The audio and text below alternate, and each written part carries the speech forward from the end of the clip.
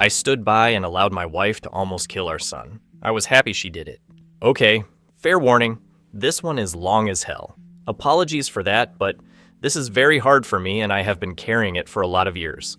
On the advice of my therapist, I've written it all out to try to work out my feelings on it. He didn't advise me to submit it to Reddit, of course, but I have struggled with this for a long time, and I need to hear other people's opinion on it. I still really have no idea how I feel about it, even after all these years, but I will submit for judgment by the masses. I know I did wrong on some things, probably a lot of things. I tried to do my best that I could. My son was very troubled. Very troubled. If you have seen the movie We Need to Talk About Kevin, it will really help to understand what I'm talking about. Because I swear to God, when I watched that film, I thought I was watching a documentary of my life. I felt like the writer must have had cameras hidden in my damn house. That's how accurate it was. The only difference is that in the movie, the boy appears normal to his father and only reveals his true nature to his mother. With my son, he didn't have that mask. His insane behavior was the same with everyone. From the day he was born, my son just came out wrong. He was planned. My wife and I tried to get pregnant and were ecstatic when he was born. He was wanted and loved. We showered affection on him and really tried to give him a happy childhood. But from the day we brought him home from the hospital, he was miserable. He cried for 13 months straight. I'm not exaggerating. 13 months without a break, he cried until he had no voice left and kept crying. You could see his little face scrunched up and no sound coming out. Totally hoarse. There were times he would literally be crying in his sleep. I've never seen or heard of any other kid able to do that. We brought him to doctors, specialists, tried changing his diet, held him, rocked him, toys, swaddling, music, mobiles, everything we could think of. Nothing worked. 13 months of grating, grinding, no sleep hell. Once he got over the crying stage, we thought we were out of the woods. But it quickly became clear that for some unknown reason, he was just angry at being alive. I never saw that kid have a genuine, joyous smile once in the time I knew him. I saw him grin a vicious, horrible grin many times, taking a perverse pleasure from causing pain or suffering or breaking a rule. But a smile from real pleasure at something nice? No, never. Not once. He had no interest in anything positive. He was fueled by hate, and everything he did was bent toward that. As soon as he could walk, his mission in life was to destroy things. He would break or try to break anything that came in his range, smash it, chew it, throw it in the toilet, whatever he could. After a while, he figured out how to get his diaper off and took great pleasure in shitting and pissing anywhere he could. After a while, he figured out he could hide it and started pissing and shitting in places we wouldn't find right away, grinding it into carpets, making it even more of a problem to clean and making the house stink. When he got older, ages 9 to 15, he would piss and shit in our bed until we got a lock on our door and he wasn't able to get in anymore. Then he'd just take a dump in the hallway in front of our room. That biological warfare started around 2.5 years old, and he never grew out of it. I'll try to speed it up as I could literally go on for days about this stuff. But as he grew older, he became more and more unmanageable. He would bite, kick, scream, scratch, and spit at anyone trying to do anything with him. He was kicked out of school twice before he was 9, then let him back in, and then kicked him out for good. He had to change schools. The next one put him in a special class that kept him away from the other students. We had to install a door and lock on the kitchen because he would steal knives and use them to gouge the walls, furniture, or chase people with them. When he was 10, he stabbed me pretty good in the hip and ass. I still have the scars. As he grew older, he grew darker. He moved into setting things on fire and torturing local animals. There was a stray dog that hung out around the park near our house.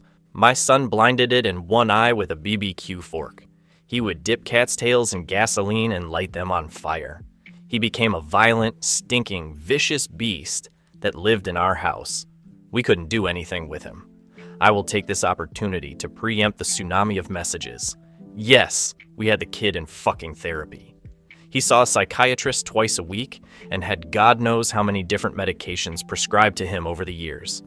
Nothing worked. Therapy didn't work. Meds didn't work. Nothing fucking worked. He was like a poison cloud of hate and fury lashing out at anything in his reach. When my son was 16, my wife got pregnant again. I can't tell you how different our reaction was. Instead of joy, we felt horror. This pregnancy had not been planned, and we really were at a loss over what to do. My son had been such an unending nightmare for 16 years. We couldn't take the idea of starting again from the beginning. We talked a lot about terminating, but A, access to abortion was not as easy in those days as it is now, and B, my wife was very against it. We talked about many options.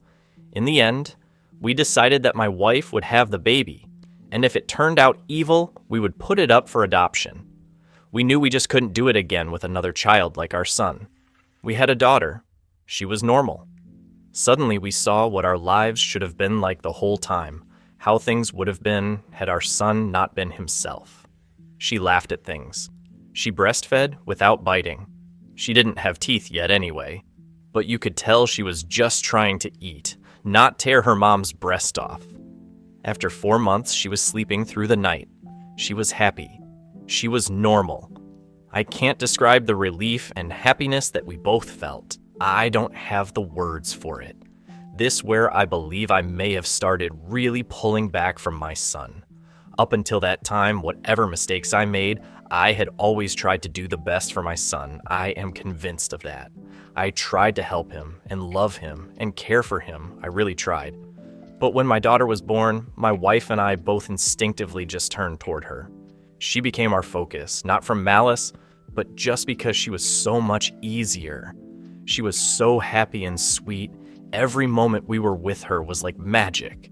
I understand this was wrong, but we honestly couldn't help it. I don't have a better explanation than that. My son hadn't given a shit about my wife being pregnant. I honestly don't know if he really understood it, but when we brought our daughter home, he started acting out even more. I didn't think it was possible, but he took it up another notch. At this time, he was 17, and we were having blowout screaming matches daily. Usually after we fought, he would storm out of the house and disappear for hours at a time, or come back the next morning. It was a relief. I started to actually look forward to our fights because it would get him away from us for a while. After the birth of our daughter, my relationship with my son was almost entirely gone. Our only real interactions were screaming at each other. My wife was even worse with him. She just had nothing left. By that time, if our son even came into the same room as her, she would just stop whatever she was doing and start screaming, "Get the fuck away from me! Get away! Get the fuck out!" Until he left. He started spending more and more time out of the house, which was a blessing for us. I have no idea what he got up to out in the world, but we were just happy it wasn't being inflicted on us. As a consequence of our son's behavior, we had invested heavily in locks around our house. All of the cheap, thin interior doors in our home had been replaced with think, dense wood doors that couldn't be kicked through, equipped with keyed locks that my wife and I carried keys to. I know it sounds extreme, but locks and heavy doors were the best way we had found to create safe spaces from him. And again, before I am inundated with messages, I was not locking my son in rooms like a prisoner. He had free reign of the house and could come and go as he pleased. My wife and I would lock ourselves in rooms to protect ourselves from him. If anything, we were the prisoners in our own home. On the day in question, I had fought with my son in the morning, and he had left the house in a rage. My wife and I were enjoying some peace and quiet in the kitchen, while our daughter napped in our bedroom. And then my daughter began crying. Any parent who has young children can tell you, you get used to your child's cries, and you can tell after a while what they need. They cry differently if they are hungry, or need changing, or are just restless and want to be held. Babies can communicate pretty well before they can speak. This cry was none of those things. This cry was terror. The second we heard it, my wife and I were both up out of our chairs and running to the room. The door was locked, of course, and it took a few seconds to get the right key and get it open. My son was in the room. We lived in a bungalow, and the bastard had climbed in the window to get to her. He was standing over her crib with a steak knife in his hand. I have no idea where he got it. It wasn't one of ours. We controlled our knives very carefully and always kept them in locked drawers. I think he may have stolen it from one of our neighbors' houses. He had broken her skin twice already, once in the belly area and once on her arm. I could see blood running down. When I entered the room, he was dragging the back of the knife down her face, not cutting, almost tickling her with it, teasing her while she screamed. He looked up at us and smiled. Before I knew what I was doing, I was already moving, running to put myself between them. I didn't think about it, I just moved instinctively. Even with that, my wife got there faster. It was like a movie on fast forward. She got to our son and bashed his hand away, knocking the knife across the room, and then shoved him with her whole body weight, so hard that he flew away from the crib and bounced off the wall. I picked up my daughter and held her while my wife screened us. I could see her shaking, almost convulsing. I can remember the smell of the room, the sound of my daughter screaming and wailing, the look on my son's face as he stood there. Just nothing. Blank. Dead. There was nothing in his eyes. No emotion. He looked like an alien to me. I watched my wife take a step toward him. I could have reached out and stopped her, but I didn't. She stepped forward again, very close to him. I could have stopped her again, but I didn't. She waited, looking at him for maybe 3 to 5 seconds without moving, and then she punched him in the face. Now until this point, you may have been picturing my wife as a typical woman, small frame, dainty, delicate. This is not the case. My wife does have a small frame, but dainty and delicate she is not. Never has been since I've known her. Since her early teens, my wife has been a boxer.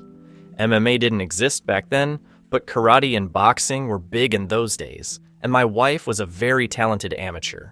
She was about 130 pounds, she carried a lot of muscle, and she knew how to punch. I had 70 pounds on her back then, and I have no doubt that in a real fight between me and her, she could have and would have pounded me flat. Neither of us had ever laid a hand on our son in anger before, but something broke in her that day, and all the years of anger and pain and sorrow and frustration just came pouring out. When she hit him, his head snapped back and blood started pouring out of his nose. He hardly reacted. He just looked at her with this shocked expression, like he didn't know how to process what had just happened. She waited another second, and then she hit him again. I could have reached out and stopped her. I could have dragged her out of the room, taken her away, calmed her. I didn't. I just stood there and watched while she systematically started to pound him to a pulp. Every time he brought his hands to cover one part, she would blast him somewhere else. Body, head, over and over. He started screaming, crying out, yelling for her to stop. It's the most genuine reaction I'd ever seen him have to anything in his whole life. But she wasn't stopping. I watched her ramping up, hitting harder, faster, working him like a heavy bag. He tried to swing at her and she slipped him easily. She was on autopilot, sinking down into her training. I stood there watching for a minute. Then I turned my back on them and took my daughter out of the room. I brought my daughter to the kitchen and gave her a bath in the sink. I found that he had cut her a third time on the sole of her foot. All the cuts were superficial. I cleaned her up and held her until she calmed. I put polysporin and Band-Aids on her cuts. In our bedroom, I could hear my son screaming, calling my wife horrible names, telling her he would cut her head off and fuck her corpse. After a while, I didn't hear him saying anything anymore. Didn't even hear him crying out. I assumed that he must have been knocked out, but I could still hear her beating him. That went on for a long time, long enough for my daughter to drift off to sleep in my arms. I just sat at the kitchen table waiting for her to finish. Finally, she came out and sat down across from me. Her hands were swollen and red. Her face and arms were splattered with blood. Her chest was heaving. We just stared at each other without saying anything. After a while, I asked her, "Is he dead?" She looked back at me and answered, "I fucking hope so." I nodded. That was all there was to say about that. I understood how she felt perfectly. I felt the same. I didn't know what to do, so we just sat there waiting silently. Eventually, my wife started crying and went to go take a shower. I just stayed where I was holding our daughter. After a long while, I heard moaning and sobbing coming from our room. It turned out that my son wasn't dead. I went in to see how bad it was, and it was pretty bad. I've never seen a more merciless beating laid onto anyone before or since. He was lying on the floor, rolling around with blood leaking out of his face, lying in a pool of vomit. His nose was squashed flat out across his face. Both of his eyes were completely swollen shut and starting to blacken already. I could see that a couple of his fingers were bent out at weird angles and he had pissed his pants. I think he must have been missing teeth, but I couldn't see any on the floor and I couldn't see inside his mouth. His lips were all puffed up and swollen. From talking to my wife about it later, I know now that she had systematically beaten every part of his body, focusing heavily on his legs. She told me she kicked him in the groin repeatedly until her legs got tired and had kept beating his body long after he had passed out. When my wife came out of the shower, I still didn't know what to do about our son. I didn't know whether to call the police or an ambulance, take him to the hospital myself. I honestly didn't have any idea what to do. After a while, I realized that I simply didn't care what happened to him anymore, and we decided to just let him live or die on his own. There was an in-law suite in the basement that we had never really used, and my wife, my daughter, and I just moved down there. We simply ceded the top floor of the house to my son and locked everything down, separated our lives entirely. There was plenty of food in the upstairs cabinets, enough for a couple weeks or more. He had a washroom and bedrooms to use. We had a washroom in the basement, a small kitchenette, and a separate entrance, so we just stopped going upstairs. We just decided we were done with him. I figured we'd let his food run out and see what happened. Over the next week, we could hear him moving around upstairs sometimes. I think he just spent most of time lying in bed recovering. I went to work, watching on high alert in case he attacked me in the driveway, but he never did. My wife stayed home with our daughter. She was never out of our sight.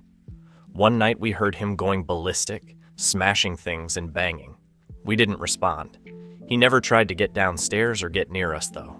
I think he was afraid that if he got near us again, my wife might finish the job on him.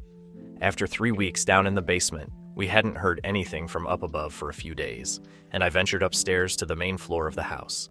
The place was demolished, and there was no sign of my son. He was gone. It took months to repair the damage he had done and get the main floor back to normal again. There was food and shit smeared all over the walls and broken glass on the floor. Big holes in the drywall. He had ripped the place apart. He tore up the linoleum in a corner of the kitchen and emptied an entire foam fire extinguisher into the living room. I feel thankful that he didn't burn the house down with us in it. I'm honestly not sure why he didn't. The kid wasn't shy about lighting things on fire. After that, I lived in fear every day that he would come back, that he would ambush us out of the blue and try to kill us. We moved house about 3 years later, and I finally stopped being afraid that he would show up again, as now he had no idea where we were. I finally felt safe from him. All this happened a long time ago. My son was born in the spring of 1971. My daughter was born in '88. I'm an old man now. I'll be 70 this year, and my wife passed from cancer in 2016. My daughter's 31 now. I moved in with her and her husband after my wife passed. I've got 2 granddaughters, and they are the joy of my life. I see a therapist a couple times a month to talk about all this. I don't know where my son is. The last time I saw him was when he was lying on the floor of our bedroom, bleeding and smashed. I haven't heard from him since he left, more than 30 years now. I don't want to. I carry a lot of guilt from that time and a lot of conflicted emotions. I didn't beat him myself, but I allowed him to be beaten, and I thought he deserved it. I was happy it happened. I didn't try to kill him, but I would have been happy if he died. I will say that I do hope he was able to overcome his demons and go live a normal life somewhere. If he wasn't able to do that, if he stayed the way he was, then I truly do hope someone out there killed him. When I knew him, he was a rabid dog, and whichever way it went, I just hope he isn't still out there hurting anyone else.